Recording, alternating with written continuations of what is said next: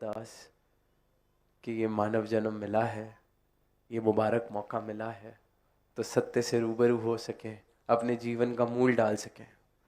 और हम सब संत महापुरुष, ये जो समागम आ रहा है, खूब इसका आनंद लिया जाए, खूब इसमें आनंद में हम सराबोर रहें, जीवन भी सराबोर रहे आनंद में, इस परमात्मा में।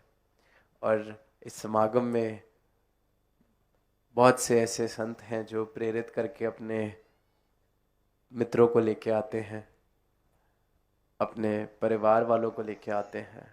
तो दातार ऐसी मेहर करे कि ये जो भाव है परोपकार वाले, कि सत्य से हम जुड़े हैं तो और सबको भी जोड़ सके, ये भाव और मजबूत होते चले जाएं। और फिर हमारा जीवन भी इस प्रकार का बनता चला जाए कि हम प्रेरित करके ला रहे हैं, तो फिर हमारा जीवन ही प्रचार का माध्यम बन सकता है।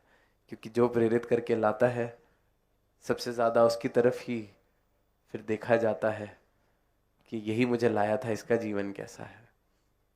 तो ये प्रचार का अवसर मिलता है, परोपकार का अवसर मिलता है, तो संत हमेशा परोपकारी हृदय के साथ ये सेवाएं निभाते हैं। और सब ही यही अरदास करें कि इस समागम की शोभा और गरिमा बढ़ाने में हम योगदान दे सकें। अगर सेवा पंडाल में बैठ के सत्संग सुनने की भी है समागम में, तो वो भी इतनी खूबसूरती से निभे कि हम इस समागम में सुंदरता का और सजावट का कारण बने। तो समागम आ रहा है, सबकी तैयारियां भी पूरी हैं और निरंतर आप सबके दर्शन पिछले 1 महीने से हो रहे हैं।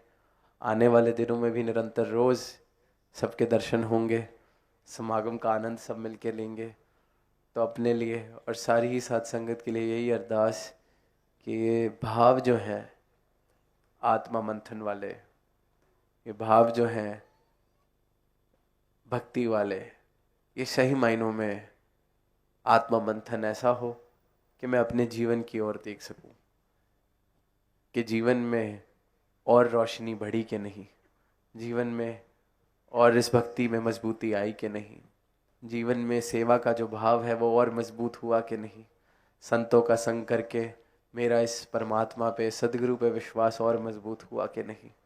तो खुद का ही ये मंथन करना है, खुद ही इस यात्रा में देखना है कि कल जहाँ खड़े थे क्या एक कदम भी हम और आगे बढ़ रहे हैं। जब तक कदम आगे की ओर बढ़ रहे हैं, इस परमात्मा के साथ नाता और मजबूत हो रहा है, तब तक ये जीवन मुबारक है। और दातार ऐसी मेहर करे कि सबका ही नाता मजबूत से और मजबूत होता चला जाए, जीवन